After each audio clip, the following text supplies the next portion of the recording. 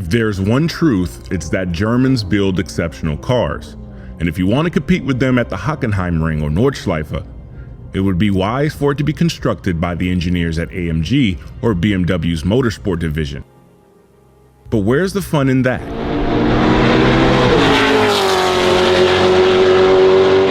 Since the introduction of the Deutsche Tourenwagen Meisterschaft, which is Germany's homegrown crucible of touring car racing, there have been some unlikely characters that have shown my original statement needs an asterisk.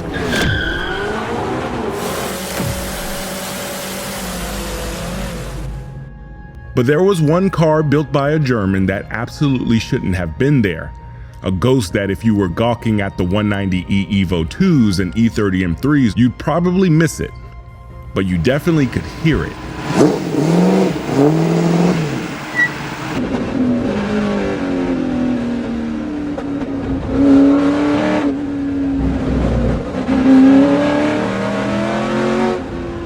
A privateer without a factory works team budget went toe-to-toe with legends, and his chariot, well, it was the most powerful car the DTM had ever seen. A Fox body Mustang. Its chassis underpinnings were archaic. It had a solid rear axle, but what it lacked in pedigree, it made back in raw small block power and became the longest running name in DTM history.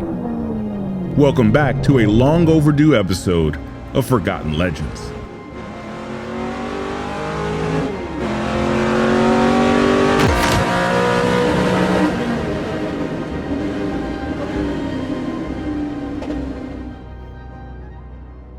This story starts with the idea of a car for the world.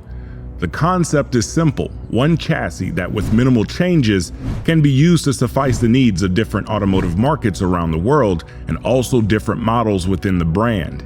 The concept is simple in theory, but requires a large upfront investment to engineer a platform that meets multiple regulatory bodies and market demands. Ford tried this idea as early as 1972 and started development of a new vehicle platform nicknamed the Fox, a global platform meant to be a family passenger sedan, a station wagon, and most importantly, a sport coupe. The cost to retool entire factories and meet regulations for each market was seen as too great of an expense with how large Ford's global footprint was at the time, so the Fox was streamlined for just North American markets. Design work on the much anticipated Fox-based sport coupe began in July of 1975, with 3 separate design teams, 2 from Dearborn, Michigan, and 1 from Ford's Ghia studio in Italy, competing to win over the top brass at Ford, and one design overshadowed the rest. It was sleek, aerodynamic, and instantly convinced Lee Iacocca that it was the successor to the Mustang II. For a 79 Mustang through the paces at your local Ford dealer. This new 1979 Mustang was offered with a myriad of engine options: a 2.3-liter Lima inline 4-cylinder with a measly 88 horsepower, which was solely built for the purpose of fuel efficiency. A turbocharged variant of the 2.3-liter, which added 44 horsepower thanks to a Garrett Air Research turbocharger that gave even V8s at the time a run for their money. A 2.8-liter Cologne V6, a 3.3-liter Ford Straight 6, and the Holy Grail, a 140 horsepower and 250 pound-feet of torque, 302 cubic inch Windsor V8, now known as the 5-liter.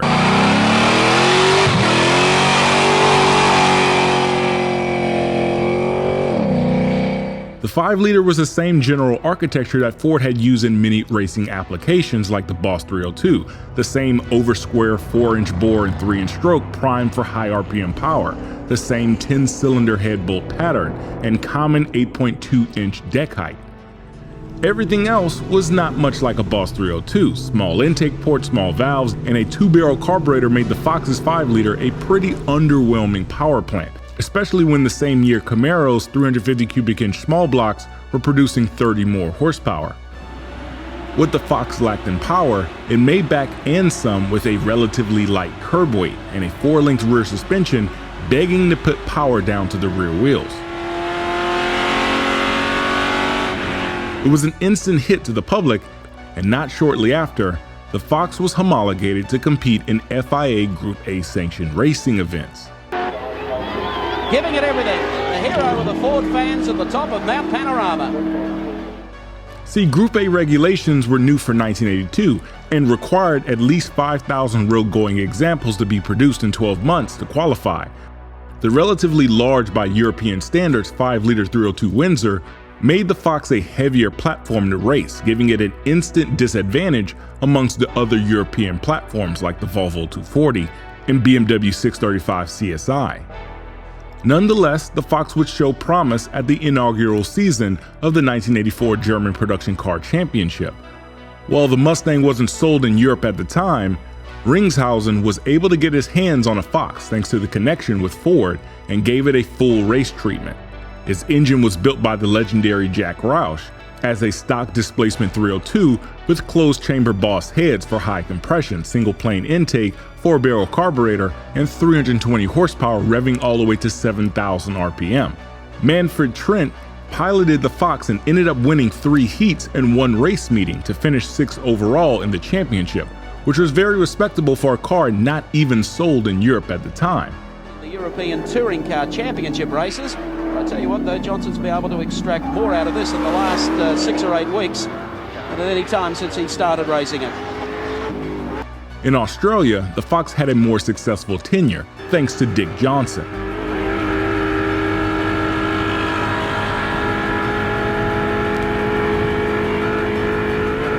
Johnson's Mustang would ultimately win 2nd overall in the 1985 Australian Touring Car Championship and grab podiums in 9 out of the 10 races, a feat within itself, and Johnson described the car as one of the best handling and braking cars he's ever driven. You're travelling with him through the left-hander. Now stick all the way to the floor and Dickie Johnson takes the checkered flag. But the promise of the Fox would quickly change thanks to a simple technology that soon began to catch on: turbocharging.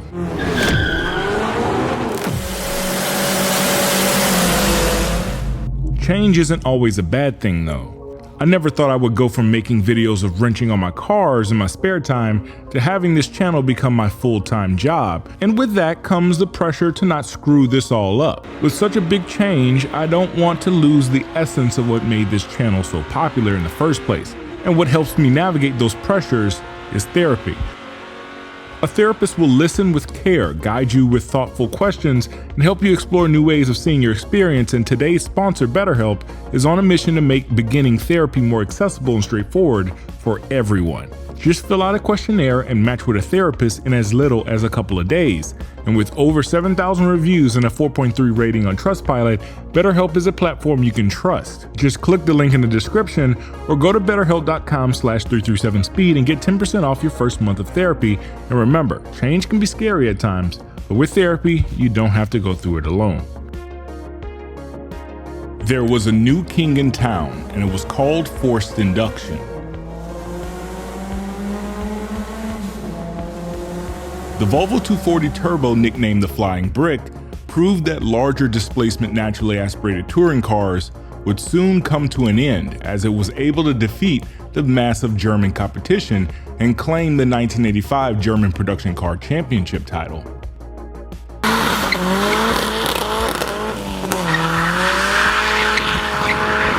The B21 ET engine powering the Volvo was a 2.1-liter single overhead cam engine making 1.5 bar of boost, producing 320 horsepower. Simply put, a 2.1-liter turbocharged touring car could be built much lighter than a 5-liter naturally aspirated touring car, and Ford of Europe would take advantage of this loophole with the Sierra Cosworth. Last corner comes up, Klaus Ludwig.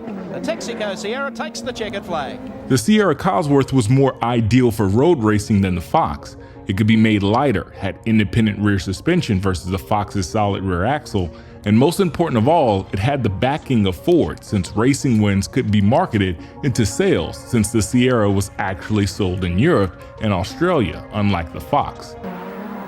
Gee, that looks very, very quick. He's used absolutely every last inch. Dick Johnson would trade the Fox for the Sierra in 1987 because it was no longer competitive against the turbo cars like the R30 Skyline, especially at Bathurst.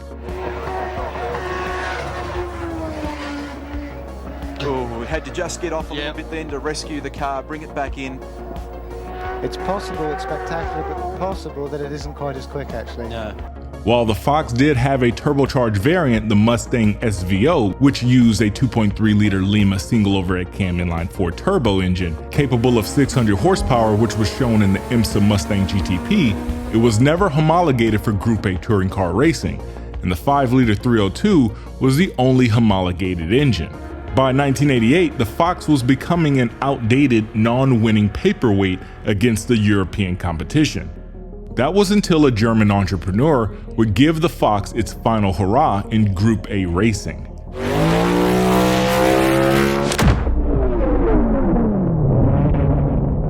Gerd Ruch was a Berlin-based entrepreneur in the plumbing and heating industry with a passion for motorsports. He would purchase Manfred Trent's backup race car, a Fox body Mustang, since as a privateer without sponsorship backing, it could make some serious power for the money.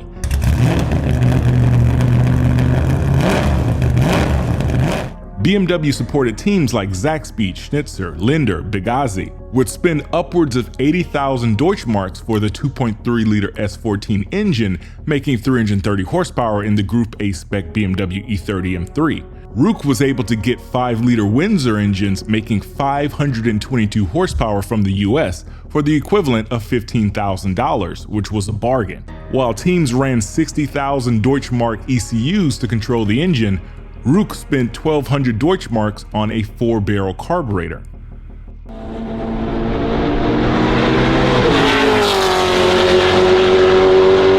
From 1988 to 1994, his Mustang was the most powerful car ever to be entered in the DTM, and by far the cheapest at 100,000 Deutschmarks altogether. But the greatest part was the signature cheese grater taillights.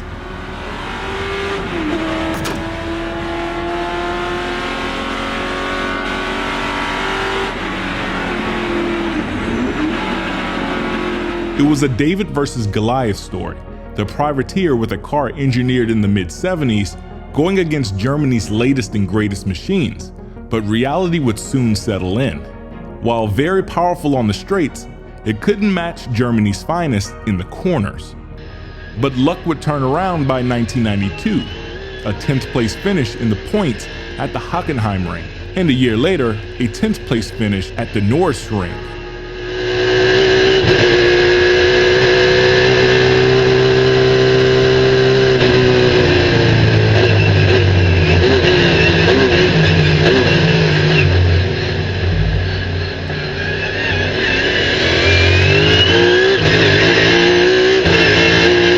Even though it never was bestowed with a podium finish, it became a crowd favorite for its outlandish sound billowing through the stands.